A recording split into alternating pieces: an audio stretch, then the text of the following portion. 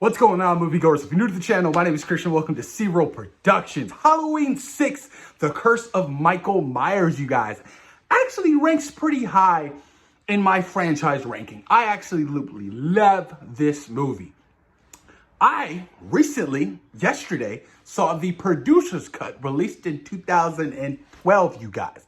So I was like, man, I wonder how different the producer's cut could be different from the theatrical cut. And let me tell you guys something. Essentially, it's kind of the same movie, a little bit more context with the whole Thorn mythology of Michael and, you know, the whole ritual base, a little bit more scenes with Jamie as well.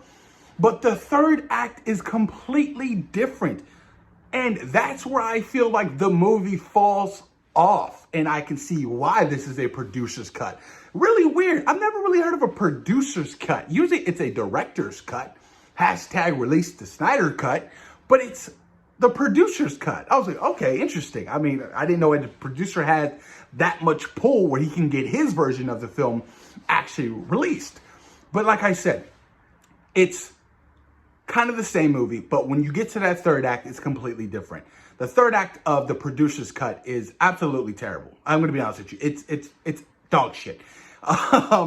You know, after the house scene of, you know, the people who, the members of Thorn or whatever, you know, they take the redhead chick, I always forget her name. They take her son and they take the baby. Then all of a sudden they're at Smith's Grove, right? They're doing the whole ritual. Michael is there. He's just standing there.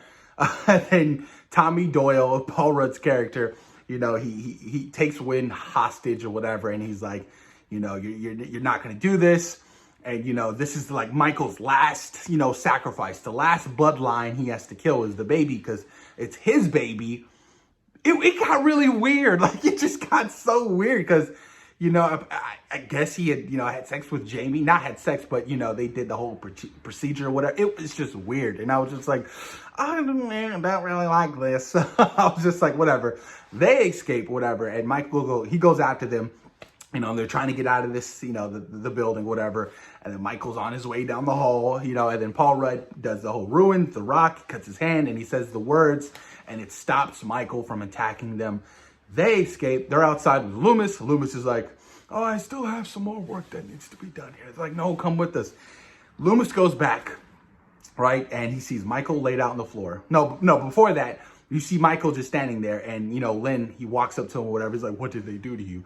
Now Michael clenches his fist. I was like, okay, well, you're implying Michael's about to kill him. And then, you know, Loomis gets upstairs, and he sees Michael laid out on the floor, and he pulls off the mask, and it's Lynn. Michael is escaped. Michael is gone. And then all of a sudden, the Thorn symbol appears on Dr. Loomis. And he screams. Ah!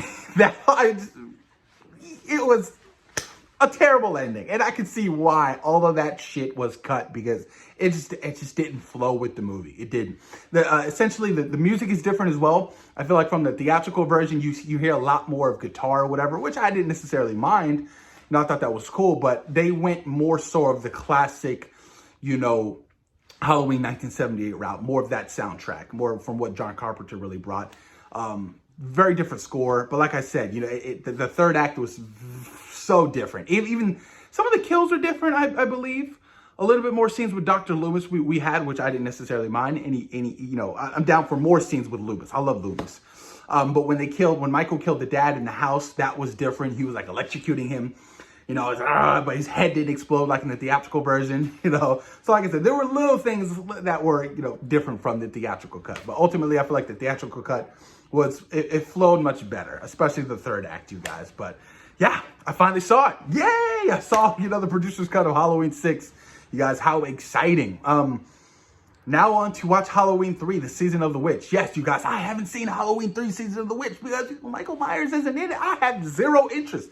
But I talk to my brother every year, and he's more of a horror enthusiast than I am, you guys. Trust me. You think I'm a big horror person? He's even more.